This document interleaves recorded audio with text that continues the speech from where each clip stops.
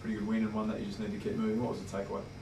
Oh, we're very upbeat and positive. Obviously, we come up against a side that had their backs against the wall, have been spoken about, and questioned on a lot of things, and we were going to make sure that we wanted to back up our performance against West Coast. So it was a challenge going into the game, and I think mentally blokes were pretty focused, and we take a lot away from the game. And yeah, like you said, you keep that winning feeling going. Was the style of win, I mean, it wasn't a massive win, was it just pleasing to tick the box, or were there areas that you were slightly concerned of given next week's opponent? Yeah, look, obviously every game you're obviously learning, and there's things that you can do better. Look, we would have liked to have probably taken our opportunities. Our shots on goal, I think 16 points. I think in the end, we'd like to be kicking more goals than points, but at least we're giving ourselves a lot of opportunity. I think we had 57 inside 50s again, so we're getting enough ball going forward. We just got to make sure we capitalise a bit better. So look, at the end of the day, it was a win, a tough, well-fought win, but we'd like to obviously kick a bigger score as well. So Jarrad, how tough is this game against Collingwood? Obviously, they're one of the better teams in the competition in Melbourne. Is this your biggest test of the year? Yeah, look, it's a real challenge, and our players are up for it. We, as I said 2 weeks ago against West Coast over in Perth, was probably seen as the toughest challenge, and this game's no different. Collingwood are a fantastic side, very well stocked throughout the midfield, and they're well led with a fantastic ruckman. So like for my job as a midfield coach, I've got to make sure our boys are up and about, but at the same time, we're playing in Melbourne. Big game against a great side, and we've got to make sure that we come to play our best footy. That West Coast game, that give you confidence that you can match it and beat Collingwood over there? Oh, definitely. It definitely gives you a lot of confidence. The boys always like to travel, and that there's no fear in travelling and playing the good sides. And if you want to be the best in the competition, you've got to make sure you win these type of games, and no bigger challenge than playing these guys this week. Robbie Gray obviously disappointing with the hand injury. Yeah, unfortunately for Rob, he's a little bit banged up with the hand, but look, I don't know the actual diagnosis in terms of how many weeks he's going to miss, but obviously he's going to miss a few. Had the surgery, all's gone well apparently, and look, he'll rest up, and when he's right to play, obviously he'll come back in. But I suppose one soldier out, one soldier in, and that's the beauty of our list so far, is that we've got some players that are playing good footy in the SANFL, and we'll go into selection and look at who can replace Robbie in terms of position. Not going to replace the Robbie Gray, but more about what type of player we bring in into that mix. Is it most likely Stephen Motlop, or do you consider other options? Look, it's too early for me. It's not my position to say on who exactly, but we've probably got half a dozen guys that we could pick, and it doesn't have to be just a like for a like in terms of a forward type player. We'll look at the mix of our side. Dare say Tommy Jonas, our captain, will be putting his hand up to play, come back and play as well. And whether that's the change, who knows? But we've got a few more days to get through first. The midfield challenge, obviously, your midfield's been great this year.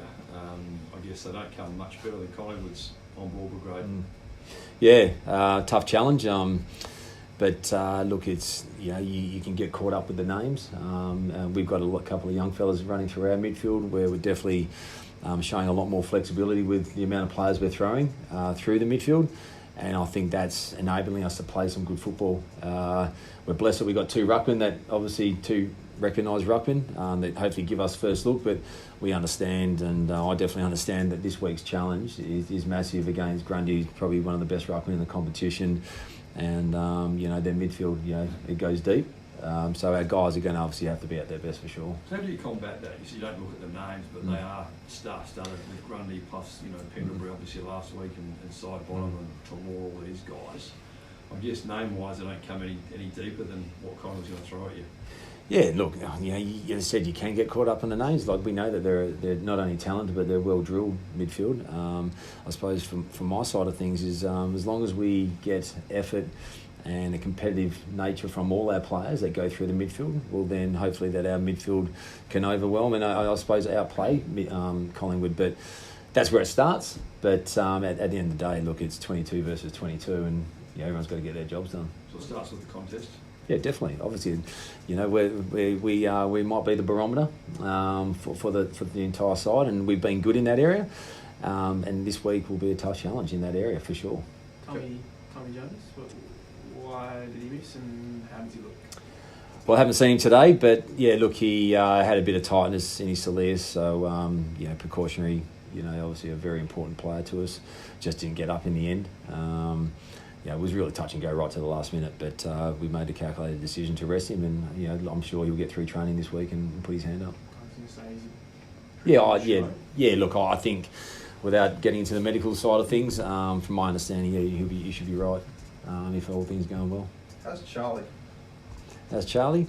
Charlie, look, he's upbeat and he's back into some Ultra-G running. Saw him doing that last week. So he's making great progress. Obviously had a minor surgery a couple of weeks ago, but look, he's tracking well and he's on the Ultra-G, so he'll keep progressing as he needs to. What's he able to do out on the track? Walking, running, can he jog? Well, like I said, he's been running on the Ultra-G. Outside at this point in time, I think it's just more standing touch. Yeah. So 6 weeks into the season, where would you? I know the timelines are very hard, but are you confident that he can get back and have an impact, given what he's able to do now? Yeah, I'd like to think. Yeah, well, we would like to think as coaches that he'll be right for the second half of the year. Because he's an important figure within our playing group, we want to make sure we get it right. He had a significant injury at the end of last year, and look, he's had a couple of little setbacks in terms of other surgeries. But at the moment, he is tracking well since then. Since the last bout of surgery, so he's going well, and we want to make sure that he's right for the second half of the year. what have the young boys done for you in a more midfield sense? Like, how have they helped the team play this game style which we've seen from Port Adelaide? Well, like all young 18-year-olds, they bring a lot of energy. They're just sponges in terms of wanting to do everything right, and they just play their role. And I think that's been the wonderful thing about the side this year is that every player that's played, they've played their role, and these guys obviously typify that. They bring energy. So from my side of things around the midfield, that's that, I suppose, flexibility and I suppose energy that we want, and they're only accommodating guys like Rockcliffe and Boak at the moment.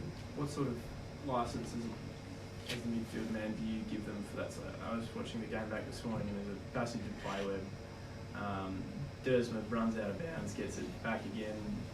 Palpet just hitting over the back of his head. There's a blind turn from someone. What sort of energy do you give them to play that sort of brand of football where a lot of other midfield men would say, let's keep it a little bit more straight and narrow?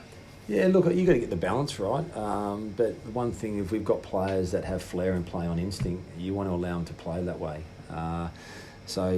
We are very big on structure. We're very good on playing your roles in if you're talking midfield and across the team. But to suppress young fellas with playing instinct, that's not my job. We want to see that excitement. So, young Dersma, that might have run into trouble a couple of times, but his running power's phenomenal for an 18-year-old. He's running 15 to 16 Ks and he's got leg speed. He breaks the lines. So we don't want to take that away from him. We want to see guys like, Butters and Rosie sort of dancing around and sidestepping, because it energises the football, energises our game, and we feed off that. So the more we get of that, the likes of Boakey and Rock and Ollie, they can go about their business as well. I think one of the great things about those three kids, obviously playing good footy, but they've got some spunk about it, I guess, even their celebrations and that sort of stuff and all that. Yeah, I don't want to harness that, let it go. No, let it go. I think it's infectious. It's great to see how much it means to them as well. And I know, the senior players, they feed off that. I think there was a passage of play on the weekend where Drew won a contested ball v two players, North Melbourne players on the far wing, and dishes out the Butters, and Butters kicks it in and Rosie takes a mark. Like, for the fans and supporters, that's just exciting. It gives me goosebumps talking about it, because, that's why we drafted them. And as senior players see that, they grow from that. So I think it's exciting, and they're not overawed by the occasion. And they weren't overawed 2 weeks ago at West Coast, and I'm sure they won't get overawed this week either. Does this one give you a read on, Collingwood have tipped as one of the better teams in the Premiership, sort of favourites right in the race. Does a result give you a read on where you sit in that ranking, or do you not put so much importance on what it means long term? Oh, look, it's hard not to probably not look short term and compare yourself. You want to see where you're at. So we won't shy away from that, but it's not going to deter or detract us from what our long-term goal is. But I know that we have a lot of confidence on the back of what we've been doing over the last 2 weeks, and we'll go over there with a lot of confidence against a really good side, which I think this year we've shown that we're always up for the challenge. And it'll give us a good read. but it won't be an indicator of how we're going to finish off this season. Is it important to have those reads throughout the year then, just to sort of little reality checks along the way? Definitely. Because you want to learn from game to game. We'll come in with a game plan that will hopefully get us the win.